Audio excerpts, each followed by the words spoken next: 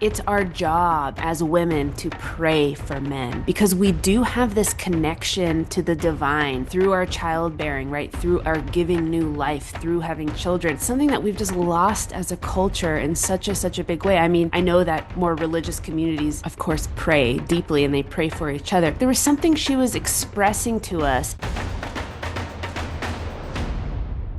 Hey, everybody, welcome back to another episode of Ancient Intelligence. You've got your host, Anya Shack, here. And today I want to talk about my experience last week at a women's retreat deep in the rainforest in the bush out near the Gold Coast in Australia. And it was one of the most profound experiences I've ever had around womanhood. Like, what is womanhood? What does it mean to be a woman? What does it feel like to be in circle with women that are deep and accountable and, you know, God-centered, spiritual, and powerful and fierce, and also kind and warm, and just incredibly beautiful an experience. And I learned a couple of things that I want to try to communicate in this episode here that I think is really important. Let's get into it. There was a lot of things that I experienced, but I think I want to focus this one on what I learned specifically from an elder woman who is a Chilean elder. She comes from the lineage of women that run sweat lodges and do the prayer and the facilitation of sweat lodges for women's circles. And also, there's co-ed experiences that they do as well, but she focuses a lot on women's circles. And she's learned from her mother, who learned from her grandmother, who learned from her grandmother, and they all kind of, you know, have been practicing and living this for so long. And she moved to Australia to start to facilitate this on the land there. And she is in close communication and contact with the woman who I went to go be led by, who is incredibly beautiful and wonderful. And so I just want to share a couple of things that I learned that I think are missing in society and are just not a focus, especially in our modern, hyperactive world. So let's get into it without further ado. But first, I want to say I fixed my Blue Yeti mic. There was someone that was leaving me some comments about how I was using it wrong, and I fixed it. I just wanted to point that out. And you are right. It is much better now. I'm so glad I'm using it properly. So I appreciate the persistence. Grateful for you. I'm also coming down with something. As per usual, after I travel long distances, I always end up catching something. But let's do this. I want to talk about womanhood and a couple of the things I've learned. So I got to experience a sweat lodge. This was my first sweat lodge experience. And for those of you that don't know what a sweat lodge is, it's effectively a ancient traditional way of experiencing the sweat, or a sauna, if you will, right? But on the earth, through the earth. And so what they do is they dig a hole in the ground, and then they create this igloo-like shape around it with branches, and then they put blankets all over everything so that and you get to be in complete darkness when you're inside. And then there's an opening with one of the blankets on one side. And once we're all in there, basically, the men that are helping prepare, or the women, it can be women as well, they're preparing the hot coals, the hot stones, and they're passing the stones into the space, and those stones are concentrated in the center in that hole. And you basically spend a couple of hours, 2 to 3, sometimes 4 hours in this space, really sweating and cleansing and releasing. And there's a lot of ritual and ceremony that happens inside of there, specifically being led by this woman. And so I have also been trying to call in an elder woman. I have been just wanting, a woman who's in her 60s, 70s, like in my world, to kind of show me what it looks like to be a wise woman that is inspiring and is a true teacher and knows like the old ways of living and can impart those things. And I got to have a little tiny taste of that day in the sweat lodge. And one of the first things that I noticed is that we were all coming together, and she could tell, it was like eight of us, and then we approached the sweat lodge area, and then there were some men that were supporting getting the fire done and getting the stones heated. And so she noticed, she could tell where each of us was at on our cycles. So just by looking at us, I thought it was absolutely spectacular. She could just tell. And upon approaching her, you could just feel her presence, right? You really imagine like this just incredible, knowing, deep, connected, intuitive, strong woman. Really, really powerful. Um, and so, based on where we were at in our cycle, she kind of told us what to be aware of and what to think about when we were in the sweat. Because the point of that is it's supposed to resemble the uterus of the symbolism of it is it's supposed to represent the uterus of a woman. It's supposed to like represent the womb of a woman. And so we're inside of that womb. And what we do inside of that womb is there were four different um sections that we went through, and each section was focused specifically on a different aspect of life, right? Or different people that we were praying for and that we were praying for guidance about. So one section was like our maternal lineage, so our grandmothers, our great grandmothers, and there was so much richness in how we offered our prayers to the center of the sweat to the center of the sweat. As we would all offer something, she would give us this message about that prayer that we just put into the center that was it hit so deep. It's like she knew what was happening. There's so much wisdom in her. It was incredible. And one of the things that happened during that experience was she said, one of the four things that I want to talk about here. She said, female initiation happens in a woman's body. A woman's entire body is meant for sacrifice. And she said, childbearing, right, like becoming a mother, is one of the most important initiations in a woman's life. And the way she said this was so clear and true and simple. There was no like choice about it. The way she talked about it was kind of like if a woman couldn't bear a child, there was so much grief in that, and we would be with her in that, and we would, grieve and mourn that loss with her. And she was talking about how in those special circumstances, that woman would then be called on to offer some specific gift or to offer something meaningful in a different way to the tribe. But it's just such a special case that would happen. And she usually talks about how that is true oftentimes for like the priestesses of the tribe and the healers, the ones that really are gifted in such a way where they're sacrificing their body in a way to give to the whole tribe. And usually it happens that way. But she talked about, but for for most women, it's such a initiation to give birth. And then there was a really and then we clearly moved from maternal lineage to paternal lineage. And there was such richness in this women's only sweat because I just want to communicate how beautiful these prayers were.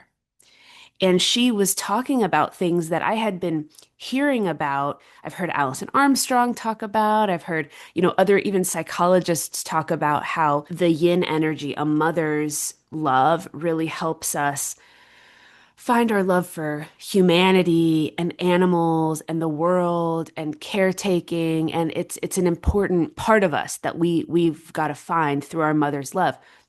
But our Father's love actually helps us awaken our own self-worth and our own like can do it mindset and our drive and our whatever ambition we have, whatever fierceness we have, right? There's something there, and she was talking about that during the paternal lineage section of the ceremony, and it was really beautiful because then she offered this prayer that was like, you know, I pray for the opening of the hearts of our men. I pray for the unborn sons, that will be coming into this world. And I pray for the daughters of fathers, and I pray for their connection, and just such meaningful, positive, like male appreciation and love in a very similar way that we just had the, appreciation for our grandmothers and the female love, right?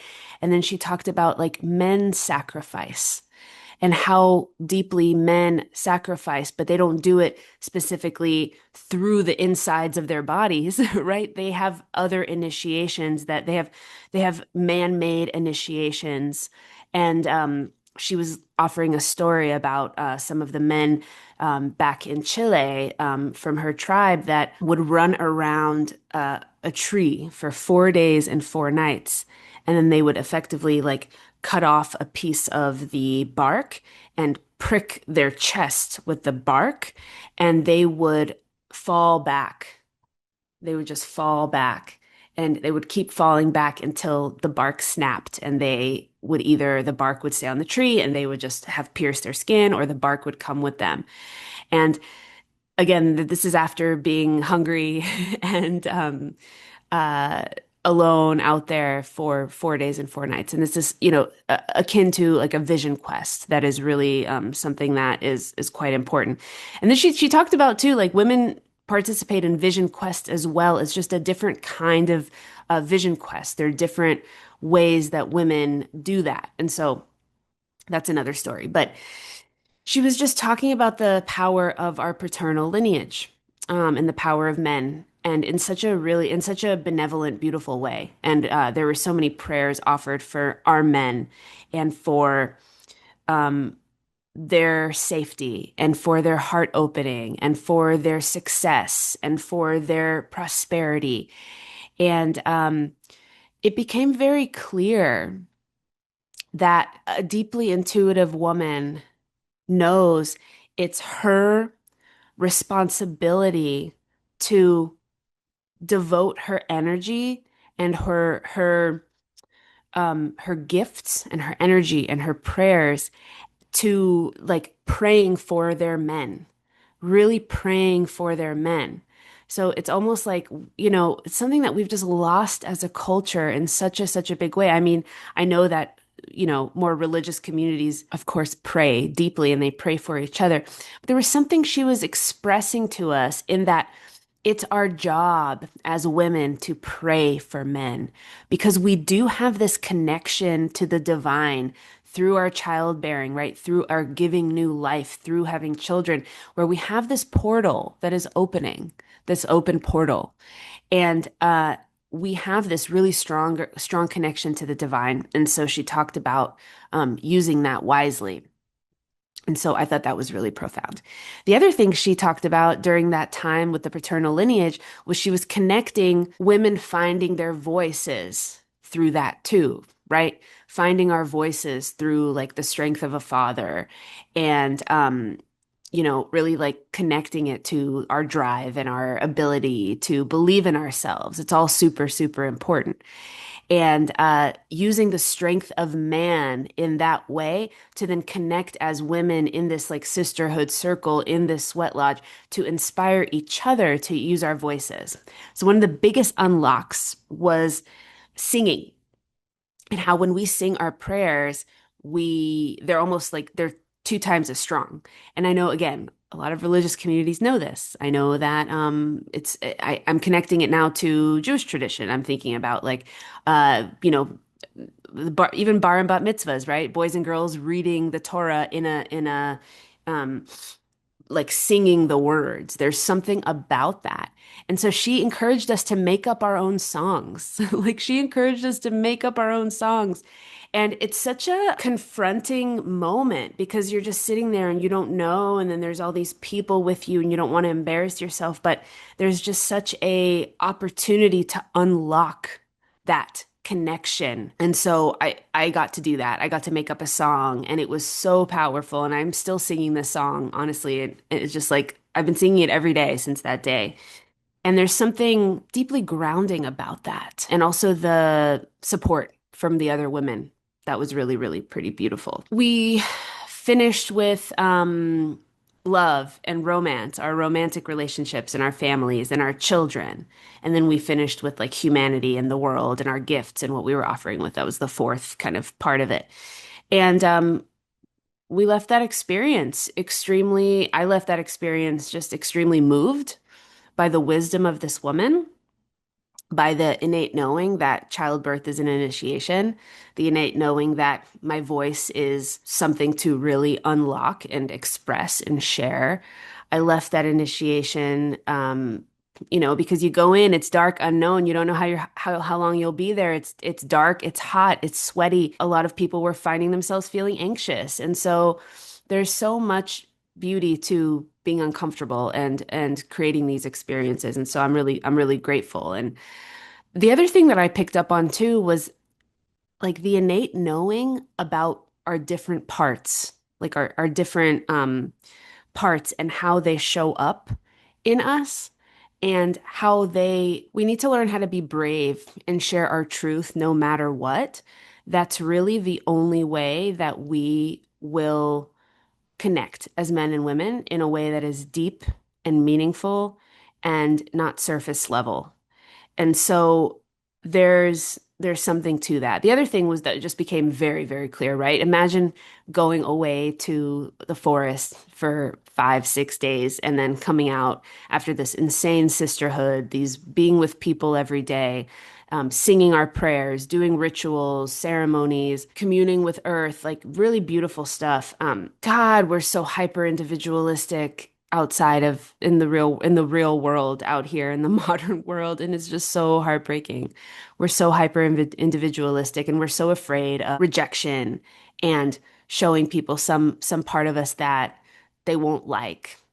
And I think there was something really healing. I'm going to tell a quick little story about this idea of revealing our true self.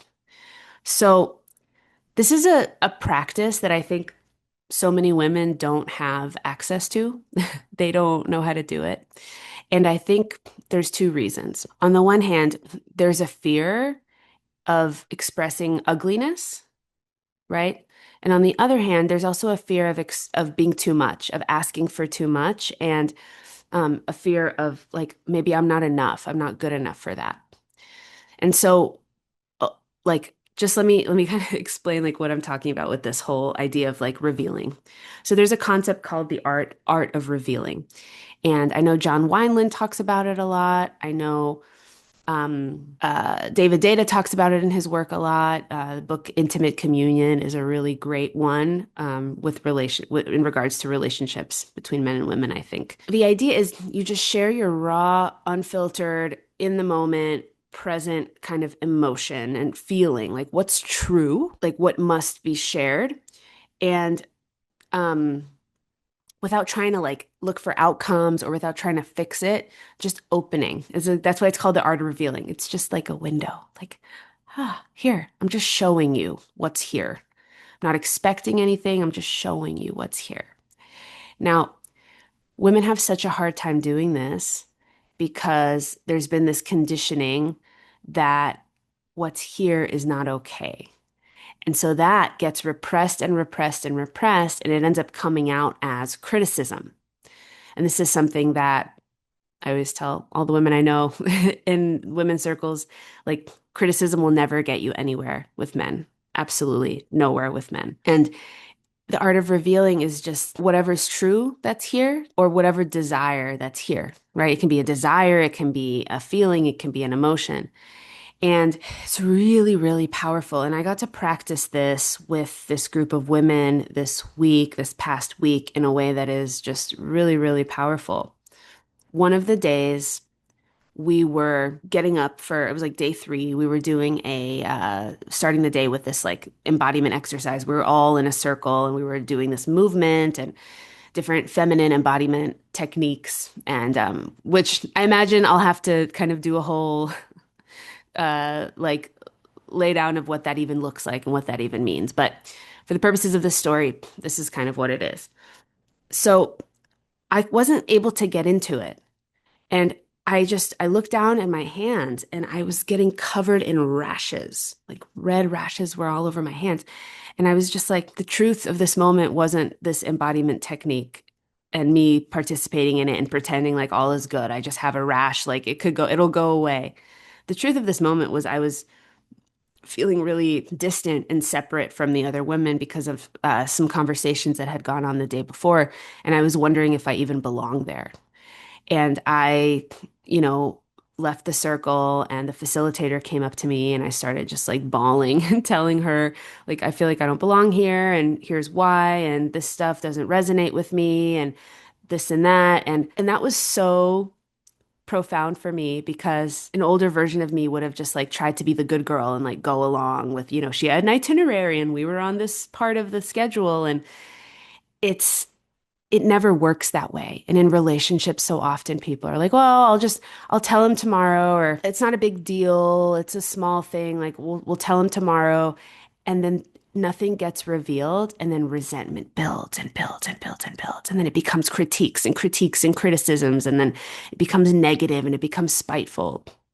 And so I just opened and anger came out. There was one woman that I was really angry at for something, and it was just so true and so real. And I expressed it, and she accepted it. She was like, "Okay, I hear that. I see you. I see that." And it totally released, and we had this amazing exchange. And there was a big unlock for what I needed to learn in that moment. There was something I wasn't seeing and I wasn't understanding. There was something she wasn't understanding. And it was so beautiful that that part of me was able to be there. Once we went through all of that and there was the release, my rash started going away like instantaneously. It was minutes later, it was going away. So the idea is like the art of revealing. It's just not holding things in. And this is such a big practice for women. Same thing. I remember a woman who was telling me this story about um, how, she loved taking bubble baths and she really wanted her husband to run her a bath. Like specifically, she was telling me about a specific time that she had like asked him to do this. And then as time went on, he stopped doing it. And she started building resentment because she stopped asking for it, she stopped telling him. And at a certain point, she came up to him and she was just like, "Feels like a good day for a bath, huh?" And he was like, "Yeah, enjoy." Like he couldn't even connect that clearly he had forgotten or it was like no longer in his consciousness, this idea of like she wanted him to run her bath. And for years, this went on. For years, this went on. It's just insanity. The art of revealing is so simple in that it's just like, what would be so delicious for me? It would make me so happy if you would run my bath for me and we could just talk and connect while the bath is running. And I would love to just chat with you while I was in the bath. That's clearly what she wanted. She wanted to connect, right? Underneath every critique and criticism is a deep desire for something, right? Connection, love, appreciation, acknowledgement, understanding. It would have been so easy to ask for that. But the reality is, a lot of the time, we have a hard time even asking for what we want, right? In the women's embodiment group last week, we went through this entire exercise where we were partnered up with each other as women, and we had to just spend the whole exercise saying, it would be really amazing if you could touch my hair. It would be really amazing if you could massage my feet. It would be really amazing. It would be amazing. I would love it if. It would be so delicious for me if. And how different is that than like, would you mind if, can you just, right? Because you're not really communicating the desire. and or the trust that the other person will want to meet that desire, or the trust in them that if they're not interested or that's not a yes for them, they'll say no, no, sorry, that doesn't feel right for me, right? To just trust people with their no's and their yeses, that they know what to do. And I think there's so much wrapped up in all of that. We have such a hard time trusting, asking for what we want, revealing the truth, not pressing it down, not finding resentment. And so it was really beautiful, just the art of revealing in general and how much that could change everything, right? I even practiced this at the coffee shop. I was getting a coffee and it was a little bit too hot. No, it was a little bit too cold. The coffee was a little bit too cold, and I was like, oh, I could just drink it, but I really wanted it hotter. And so I said, instead of like, hey, can you make this hotter? I was like, hey, you know what? The coffee's actually a little bit cold. I would really love it if you could get me a new batch or warm it up for me. It would be amazing. And this person's eyes lit up. They're like, oh, I would love to do that for you. Practice that. Like, practice how different that sounds and feels in life. The art of revealing, I experienced it a lot with women last week. And the art of revealing is something that is typically, especially David Data talks about a feminine practice, right? Because feminine wants to express and reveal. And I believe that is true. There's a real need there. Could you imagine if women, instead of holding things in, holding things back, and only releasing them through resentment and criticism, they literally just did the reveal. The reveal. Hey, I'm feeling angry because of this right now. Not needing to fix anything, not needing to figure out outcomes, just, hey, that didn't feel good for me, or that's not feeling right to me. That's so, so, so deeply important. So, so deeply important. Um, and it's a practice. It's not something that just happens. It's not something you just know how to do or you don't know how to do. It's a practice. And I think men can do this too. I think men can do this too. The art of revealing without needing anyone to fix and really, really trusting that a woman that loves you has your back. Like she can hold it. I think that's what I learned from this incredible elder woman and all the other women in the space. By really letting go of the good girl, I have to people please, doing all the nice things, and just really owning truth and owning our self-worth and our truth and being able to reveal and be connected to our intuition in a way, we can then hold more space for men, right? We can hold space for men. I know a lot of people are like, what does holding space mean? Let me explain that to you right now. I'm gonna give you this perfect example, which I think men are really craving more um, for more of themselves to be allowed in relationships in ways that feel good for them. Here's a great example.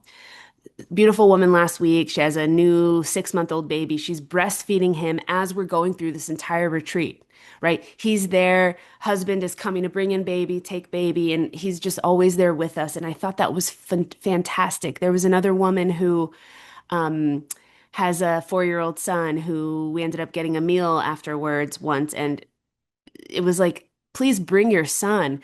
There's this beautiful notion that like women and children are always together, and there's this beautiful attachment and bond that's created. Like the default is children are always welcome in women's circles, and I love that, and I think that should be like true across the board. At a certain point, her husband was there, and he was talking about life and fatherhood, new fatherhood and all of these things. And he said something that was really beautiful. He said, yeah, I love this. And there's a part of me that just wants to like quit, leave you all, and literally move 8 hours inland and, go hunting and just like be alone in the bush by myself for like 6 months and just like go and like be alone in the wild lands and just, hunt and like find my own food and just be there and be alone. We all listened to him and we all heard him like, yeah, that must be true. That sensation must be true. And you know what? That part of you that wants that, he's totally welcome here. He's totally welcome here. Tell me more about him. Tell me more about what he's looking for, what he needs. And she gave him this big hug and like held space for him, right? Not holding space is that's but you're a new father. Like how could you? How could you? Right? That's not holding space. Holding space is allowing all parts to have a seat at the table. They're allowed to have a seat at the table, right? And the thing is as all of that was happening, it was quite healing for him. And he was like, listen, I'm not going to do that.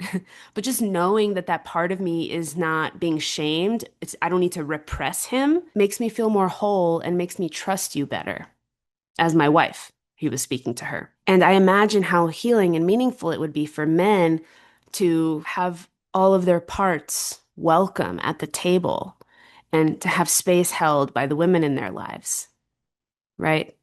There's another story that is really, really beautiful and profound, and then goes back to this notion of women holding space, having this kind of really intuitive connection to our power in a way that is very maternal and connected to the land and connected to the womb. And there was a time where he was talking about not feeling good enough and his business wasn't working and he had a new project going and it was all kind of going to hell and it was a bad time. And he was like, I just need to be alone. On the surface level, that was his leadership, if you will, him just saying, I want to be alone. And that's fine. And I think most of the time, this woman in question has always respected that. And it's something that myself and a lot of women have like deep respect for as well. Just like space. Space is so important to the masculine, and it's so important there. But in that moment, he was suffering from not feeling good enough. That was clear. And so she had this intuition that like she needed to override that in the moment, right? Like her womb, her intuition, her sense as a woman wanted to override that. And so she went into his room and said, and was with him. And he was like, no, get out of here, get out of here, get out of here. And she was like, she just hugged him and held him. And one of the other things that I've learned so much about men is how rarely they get non-sexual touch. Just like deep care and consideration, just touch that is non-sexual. And she just held him and she cracked him open in that she let him know that, hey, if this fails, I'm not going anywhere. Like, I'll live in a tent with you. Like, this was before they had children, right? She was like, I'll go to the bush and we could live in a tent. I'll live in a tent with you. If this fails, I'm not going anywhere. And I think there's something really important that his inner child needed to know, to give him more strength, to give him that release that he needed, right? That part of him that didn't think that it was going to work out. And that part of him was made space for as well. And so that all comes from this women's work, right? Women's work. True female empowerment has nothing to do with feminism. True female empowerment is coming into close relationship with sacred womb, elder women that know intuition, sisterhood, calling women forth towards accountability, like real women's work, healing, and finding our gifts and expressing them and sharing them with the world. And then finding all of our different parts and expressing that with the world. And then awakening and calling forth men and letting men know that, hey, you don't have to be this one-dimensional like person that provides, right? You provide in so many ways. There's so many, all of your parts are welcome here. And I think that's what it is. Men's work, women's work, men's work, women's work together to find true spiritual unions, right? And so, yeah, I could go on forever, but it's so interesting that the ancients really understood parts work in a way that, it seems like psychologists are like, there's so many coined terms. And I think that's amazing, right? Because things are being written down and I love that. But when you sit with an elder woman who comes from a lineage of sweat lodge facilitators deep in deep in the heart of like Chile, is something happens, man. I feel changed in a big way, more connected to my womanhood and more clear about many things. So Hope y'all have enjoyed this one. Until the next one, y'all. Hello, I hope you've enjoyed this episode. I'm so happy to be here bringing my wisdom, my truths, all the research I do into pop culture and evolutionary psych and beyond to bring men and women the information that we all need to know to find that ultimate harmony with each other. This is the mission. This is why I'm here. This is what I believe in. So if you found value in what I'm doing here, please help me grow the podcast. And you can do one of two things. Either share the episode with a friend or leave me a review on Spotify or Apple. This will help me so much. Until next time.